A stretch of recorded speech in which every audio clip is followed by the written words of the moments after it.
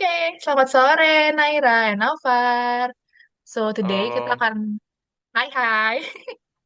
Jadi hari ini kita akan wawancara singkat nih tentang the socio-economic impact of geothermal energy in rural Indonesia. Nah, mungkin sebelum kita mulai boleh perkenalan diri dulu.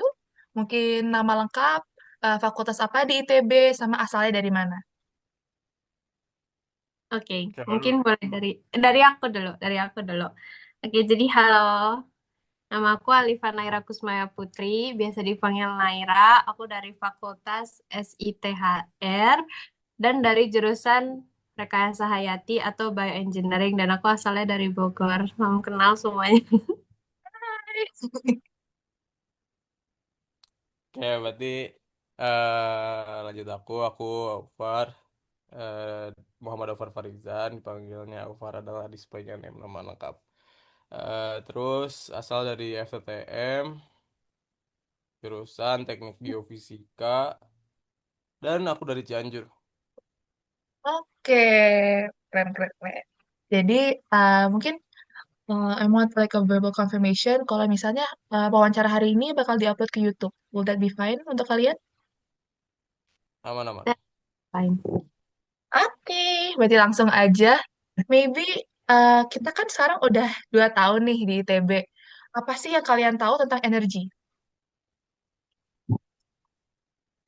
Alfar mau duluan.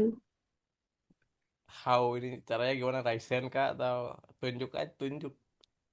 Bebas. Apa dulu deh, gas.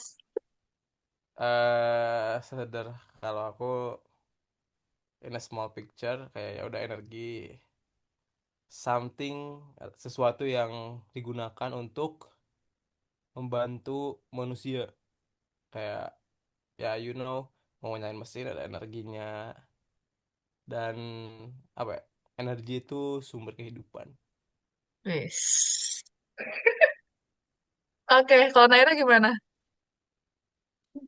Wah, mungkin untuk nambahin juga, untuk sekarang kan semuanya membutuhkan energi untuk melakukan sebuah usaha ataupun kerja suatu mesin seperti kendaraan dan lain-lain.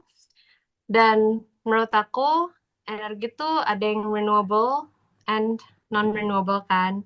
Yang Mhm, renewable energy itu yang masih akan tetap diproduksi karena bahan bakunya masih ada. Contohnya kalau di jurusan aku itu fokus ke pembuatan energi dari biomasa dan biomasa itu kan tidak seperti fossil fuels yang seiring berjalannya waktu akan habis kan. mhm, Tapi biomasa itu adalah bahan baku yang berupa organik dari makhluk hidup, bisa mikroba, bisa bahkan saat hewan sudah mati juga em, tubuhnya bisa Oh, digunakan sebagai em, sumber energi begitu. oke. Nah, kalau misalnya Ovar nih, kalau geothermal energy tuh, kamu tahu nggak kayak kira-kira prosesnya tuh gimana? Kalau misalnya Naira kan menggunakan eh, kayak bahan organik dirubah jadi energi, jadi biogas atau biofuel gitu ya? Atau jadi apa nih? Iya, iya ya, betul kok. Oke, Biofuel seperti biodiesel gitu-gitu, betul kok. oke. Kalau geothermal kira-kira kalian ada yang kayak tahu nggak nih prosesnya gimana? Karena for me ya, sebagai anak SBM nih kadang-kadang masih kurang nangkep gitu loh. Hmm. Berarti ini yang ditanyain tuh proses geothermal tuh gimana sih gitu, atau Yes. Betul. Proses geothermal itu kira-kira bagaimana? hmm, sederhananya jadi misalkan ada sebuah sumur sumur panas bumi gitu. Nanti di Hmm? situ tuh digali sampai dapat sumber panasnya.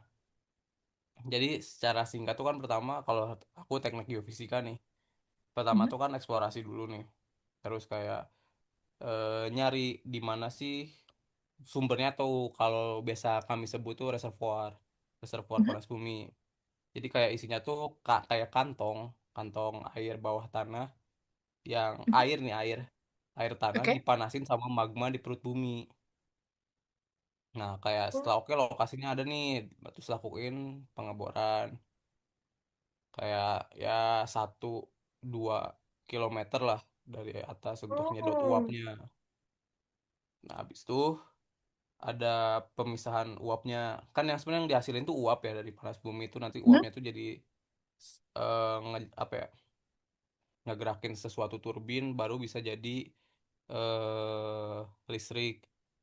Nah, di situ tuh ada namanya separasi. Kayak cairan yang keluar dari sumur ini tuh biasanya tuh kan air panas tambah uap. Nah, campuran itu masukin ke separator, lalu uap air itu dipisahin dari airnya. Dan uap yang kering dan apa ya sebutnya bersih ini tuh lanjut. Nah, habis itu buat cara ngebangkitin listriknya dia tuh yang kayak aku tadi jelasin dari uap ngegerakin turbin ke generator ke listrik. Nah, habis itu ya ada Hmm. pendinginan segala macam dan transmisi lah ke kabel-kabel gitu sampai ke rumah-rumah, pabrik PLN dan staff gitu. Oh, oke, kebayang. Nah, berarti kalau misalnya ada proses ngebor nih, dan kalau nggak salah, kalau beda dengan biomas mungkin ya, yang nggak perlu lahan banyak, geothermal membutuhkan lahan cukup banyak. Itu kenapa masih di-consider renewable energy? Kayak, at least compared to fossil fuel, itu kan juga mengebor, mungkin ada kesamaan beberapa nih. Kenapa masih disebut renewable energy?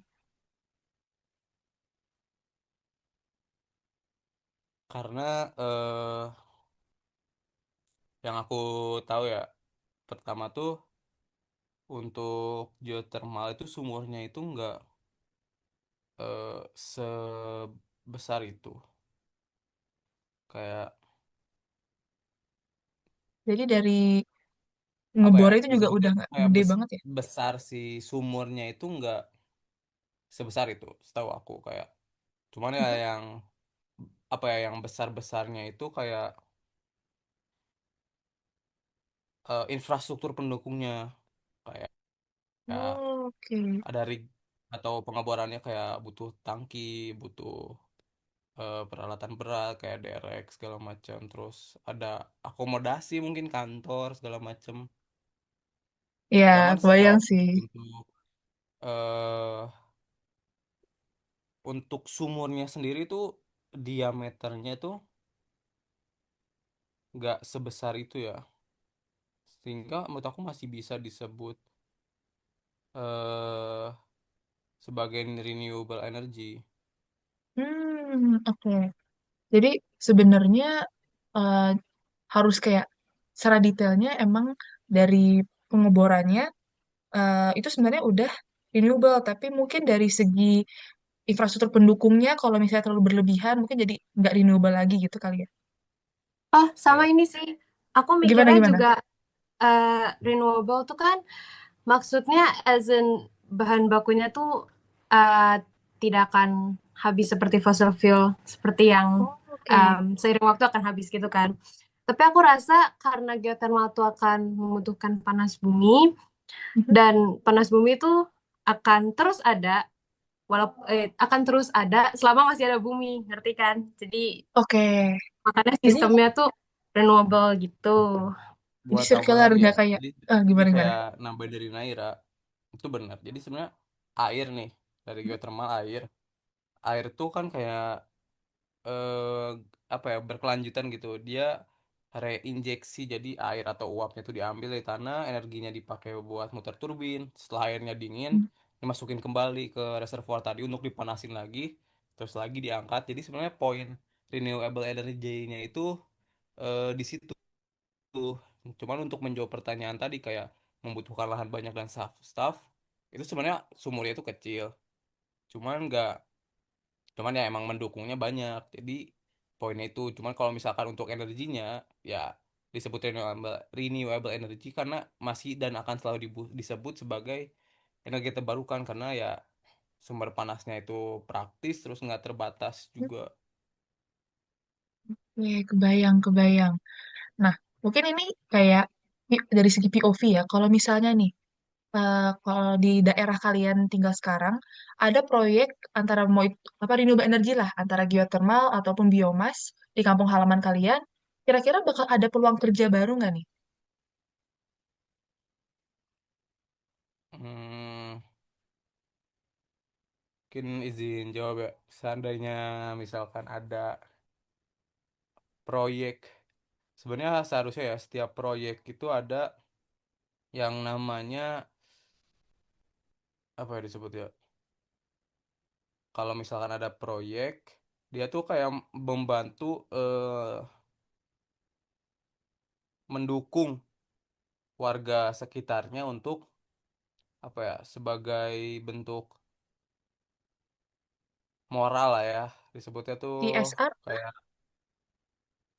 apa? kayak corporate social responsibility gitu kan Nah, ya? iya kayak CSR ya bener. Jadi dia Nah, ya emang udah mhm, seharusnya suatu proyek itu kayak gitu kan. Kalau misalkan apa ya? Kalau ada proyek ya mhm. itu perusahaan misalkan. Ya kalau misalkan secara langsung mungkin ada insinyur, ada teknisi, ada operator, staf administrasi, keamanan. Dan kalau misalkan nggak langsung ya sebenarnya banyak dari warga sekitar juga kayak yang nyediain jasa catering buat kos kontrakan, transportasi lokal, supir, warung makan. Kan itu sebenarnya membantu apa ya? Lapangan kerja di situ kan ya. Dan eh itu juga membantu harusnya memperbaiki infrastruktur vital di sekitarnya. Kayak yang tadi terus Oke. CSR itu ya sebagai program CSR itu ya pengembang dari si proyek itu harusnya melakukan itu sih. Oke, mungkin kalau dari segi Naira ada yang mau ditambah dulu? Kalau misalnya untuk geothermal sih, aku masih kurang apa ya, kurang sure kalau misalnya bisa di wilayah aku, karena Mhm.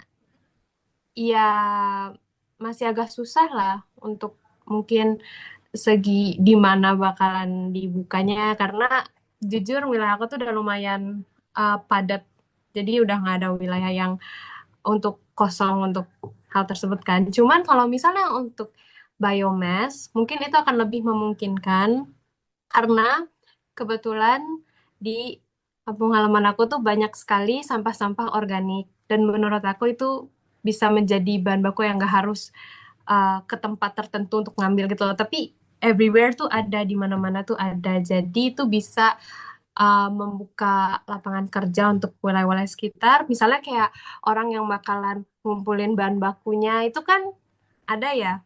Ya kita bilangnya kayak pengangkut sampah gitu, ya kan? Biasanya kalau misalnya Yes, di kebayang. komplek-komplek.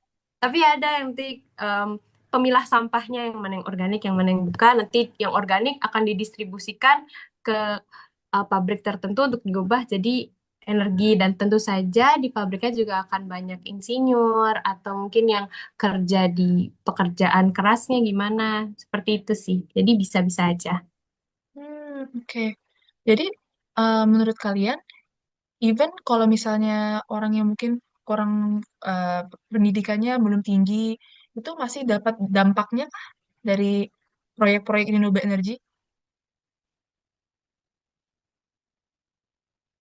Idealnya iya, menurut aku kayak warga sekitar kayak masih bisa terkena dampaknya, baik itu tadi apa ya program pengembangan masyarakatnya baik atau enggak pembukaan lapangan kerjanya itu masih bisa sih menurut aku.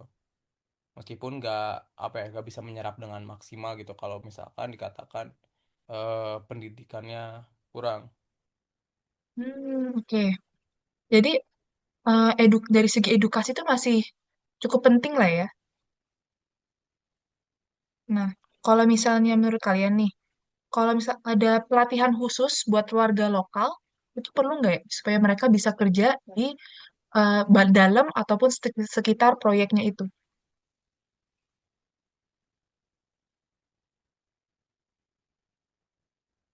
Bisa sih, maksudnya itu penting Sebenarnya menurut aku. Ah, Yes. kamu duluan, Opar. gue Naira dulu aja.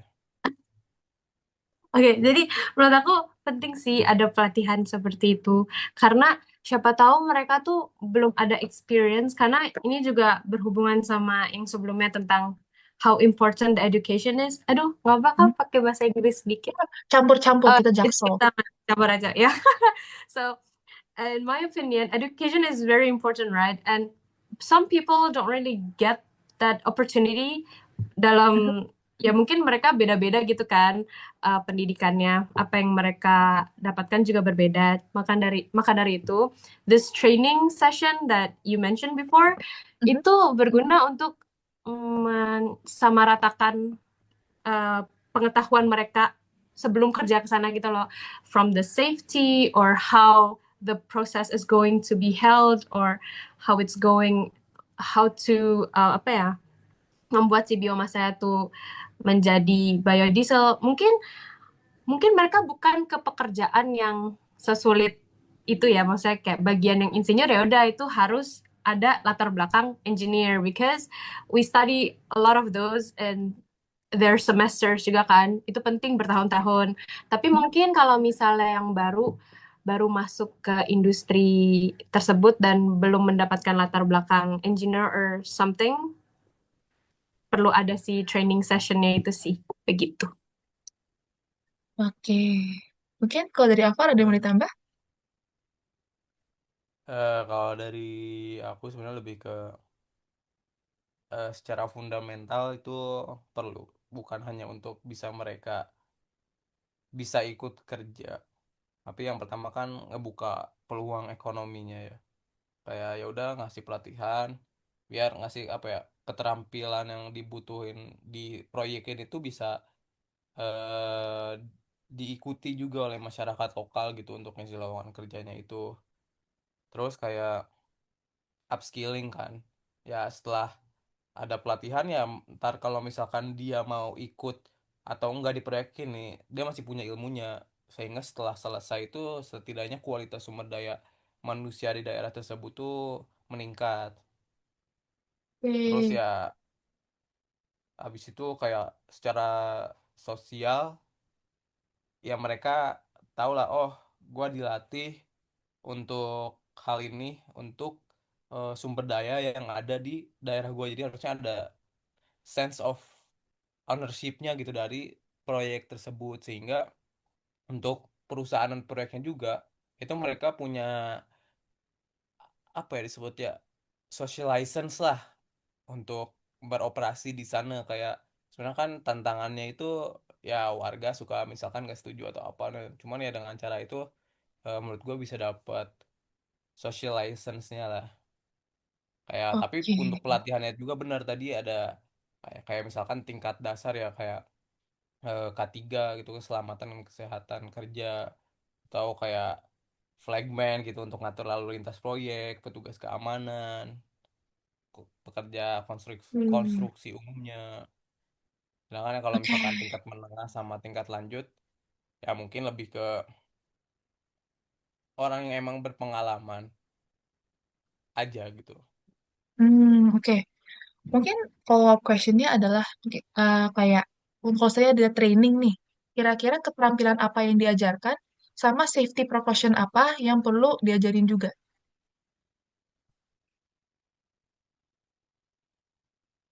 Kalau jenis eh pelatihannya yang pertama yaitu menurut aku ya kayak pelatihan keselamatan dan kesehatan kerja ya, Hmm? untuk tahap konstruksinya gitu. Eh, sorry, koneksi internetnya tidak stabil. Aman gak ya? Kenapa? Aman gak? Aman-aman. Soalnya tulisannya koneksi tidak stabil. Oke, lanjut ya. Oh, Eh, aman-aman. je- Jenisnya itu tadi yang pertama tuh kan keselamatan dan kesehatan kerja. Setidaknya tahu lah ya how to work Mhm. there gitu, cara kerja di sana yang aman dan bisa selamat gitu. Terus ya tergantung jenis pekerjaan yang dibukanya itu kan apa aja ya. Kayak misalkan pekerja konstruksi umum bisa kayak bantu apa ya, operasional gitu untuk ngebawa-bawa logistik dan semacamnya, atau bisa ngatur lalu lintas proyek kan sebenarnya ada alat berat juga segala macam, atau bisa petugas keamanan juga bisa. Nah terus bisa juga kan ada pelatihan itu untuk mengemudikan kendaraannya kayak atau alat berat ringan lah ya kayak Beda terus SIM ada tuh, SIM gak cukup tuh.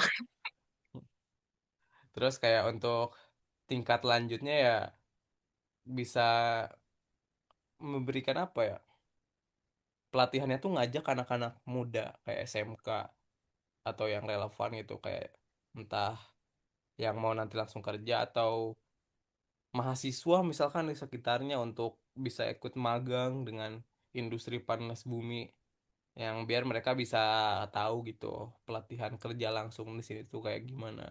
Jadi sebenarnya kesimpulannya itu emang program pelatihan itu harus terencana karena si pelatihan ini tuh akan jadi apa ya jembatan yang ngehubungin kebutuhan proyek dengan potensi di masyarakatnya dan menciptakan hubungan yang menguntungkan gitu entah itu bagi proyeknya maupun bagi masyarakatnya. Eh, oke, kebayang, kebayang. Naira mungkin ada yang mau ditambah dulu? Not much to be honest. Mungkin ya, mungkin tambahannya for untuk pengolahan biomass, we're going to a lot of things with chemical substance, kayak Ya. bahan baku yang kimia-kimia banget, dan itu juga aku di lab udah ada protokolnya untuk harus hati-hati dan segala macam. Dan I actually sure that not all of people yang mau kerja sana tuh udah experience in lab seperti di kuliah engineering kan. Tapi dengan training itu mungkin akan lebih baik, mereka tahu apa aja yang harus dipakai, misalnya sarung tangan atau bahkan jas labnya harus seperti apa, karena terpapar bahan kimia tuh bahaya banget kan, apalagi pas Mhm. mau proses fermentasinya dan segala macam itu bahaya. Begitu sih. Paling tambahnya itu aja.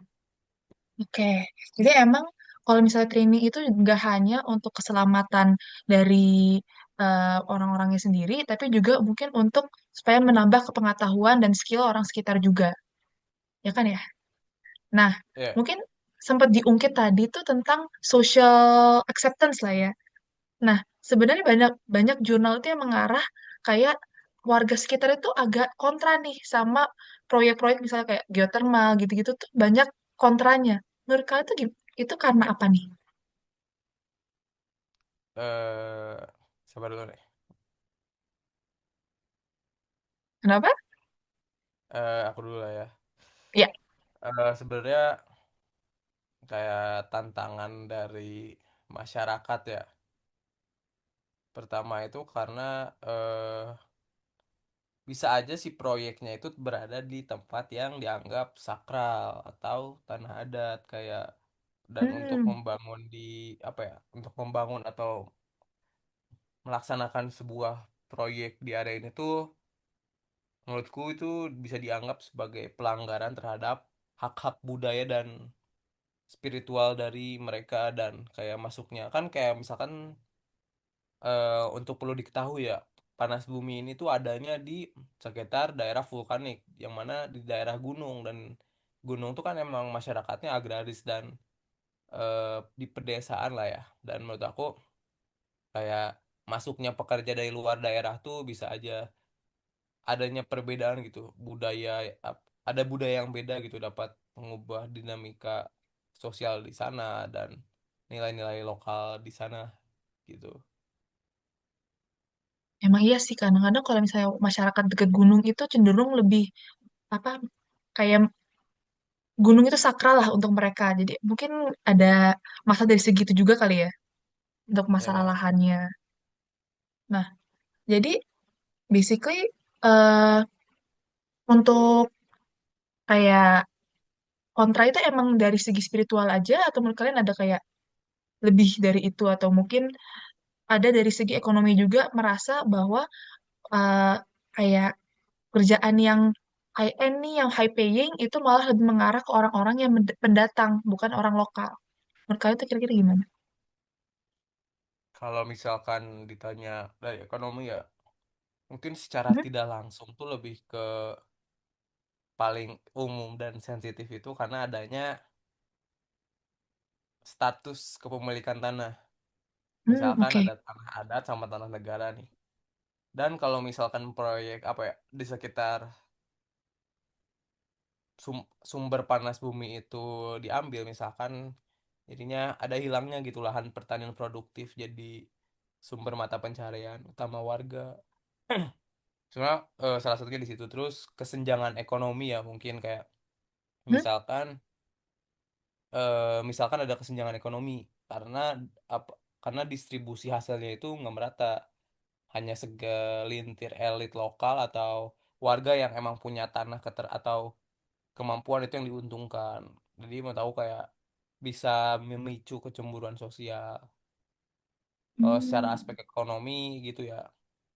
Kalau sosial atau lingkungan itu biasanya kayak dampak lingkungan itu kayak takut ada pencemaran air warga oleh limbah, pengoboran segala macam, kayak kebisingan, kayak kayak pas konstruksi misalkan, wah proyeknya ribet banget nih. Terus lebih ke pengundulan hutan ya untuk ngebuka area sumur, sama ya kayak gitu gitulah, kayak dampak lingkungannya air, udara, kebisingan, konflik sosialnya ya, ada masyarakat yang pro, ada masyarakat yang kontra. Takutnya karena ada polarisasi itu tuh jadi ribut lah mereka gitu. Nah, banyak sih Banyak sih, emang tantangan-tantangan cukup kompleks lah ya. ya. Mungkin Naira ada yang ditambah? To be fair, everything that I wanted to say, it's already he already said a lot.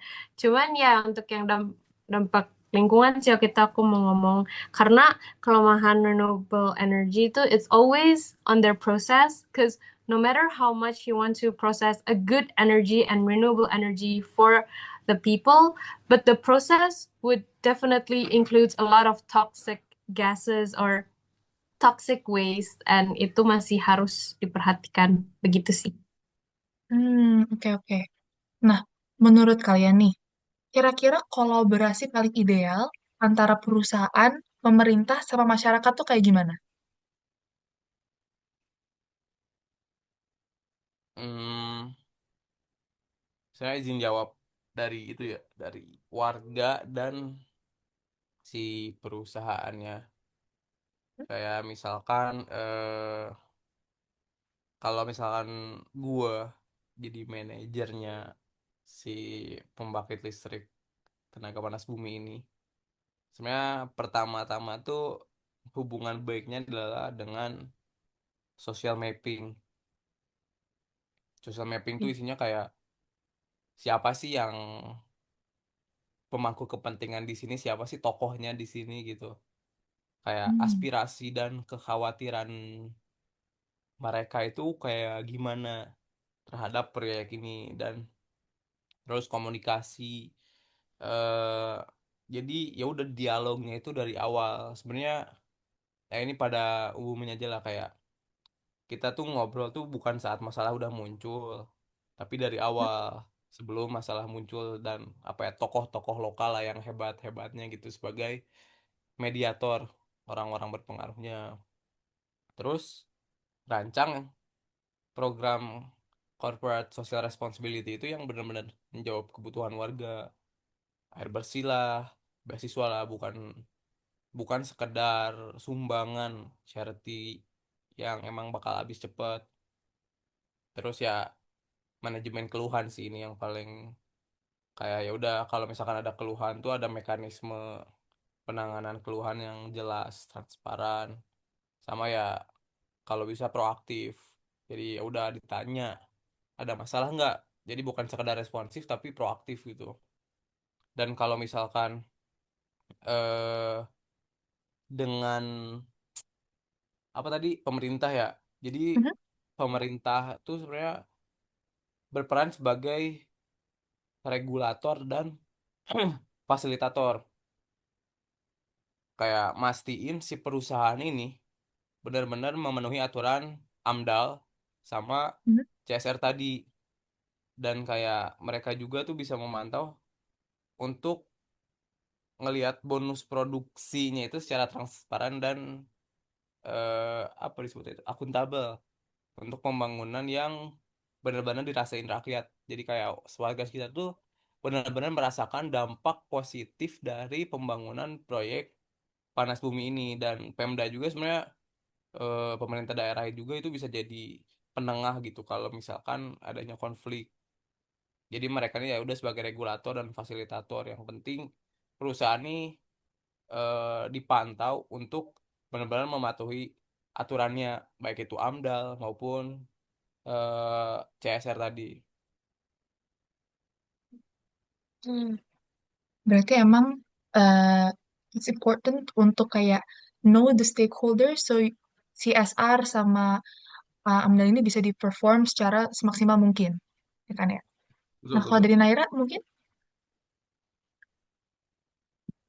Mm, uh, paling I feel like the government could help uh, talk this through with, for example, people are like still assuming fossil fuel as the energy for today, right? Mhm. And I feel that the government can give more support towards it, especially, for example, he could give some of minister to have the job by promoting the renewable energy so that not only good for the country itself, but it can be a very good innovation towards the other countries. So they don't rely on imports, but they could actually export their products.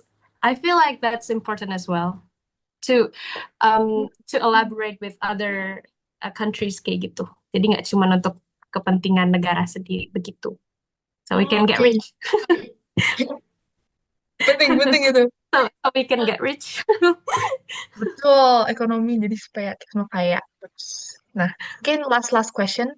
The next 10 years, what do you guys think the future untuk renewable energy? Kayak kira-kira 10 tahun lagi tuh bakal gimana kondisi Indonesia? Bebas nih, mau Alfa Gua dulu dari atau dulu Naira aja. dulu? After Ini you, giliran madam. bagiannya bersinar. Ayo, Nay. I already said after you, madam, but then okay, it's my turn. So, in my opinion, for 10 years, especially for our country, it's a bit hard to be honest, because it needs oh, I'm so sorry for the background noises. Oke. It's very full of my parents and my brothers, but it's going to be hard because we have to stabilize a lot of aspects like from the economic itself, and I'm pretty sure that we haven't handled that well throughout these years. So I haven't really think about what will happen in the 10 years. But in my opinion, I think it's going to be like mix how people most of the people will see how renewable energy could help their country, but maybe there are conventional people that would say fossil fuel is still the best energy because they have limited education towards renewable energy. So that's actually one thing that's a problem in this country. The education is not that sama rata, yeah, Mhm. throughout the whole country. So most people don't really recognize renewable energy. But if they could increase those education aspects, I'm pretty sure renewable energy could be noticeable in the next 10 years. That's my opinion. How about you, Alfar? Mungkin secara khusus ya terkait panas bumi. Secara big picture-nya adalah bahwa perlu kita sama-sama tahu bahwa potensi panas bumi di Indonesia itu sendiri itu adalah 40% dari total potensi panas bumi yang ada di dunia. Hmm. 40% dari dunia. Sedangkan dari kitanya sendiri itu baru di maksimalkan atau dimanfaatkan itu sekitar 10% aja. Yang mana itu ya peluang sekaligus tantangan gitu. kayak dengan ya kita udah bahas panjang lebar lah terkait dampak positif atau tantangannya seperti apa dan seharusnya seperti apa. Cuman kayak pemerintah Indonesia ini kayak sedang apa ya, mau ada transisi ke energi baru dan terbarukan kayak untuk nyapai NTE, kayak net zero emission di tahun berapa ya? 2060 kalau nggak salah. Jadi kayak eh si panas bumi ini, energi panas bumi ini sebagai salah satu tulang punggung utama dalam strategi ini karena sifatnya itu stabil, bukan intermittent kayak panas atau kayak apa yang dari matahari itu solar, surya gitu atau enggak angin.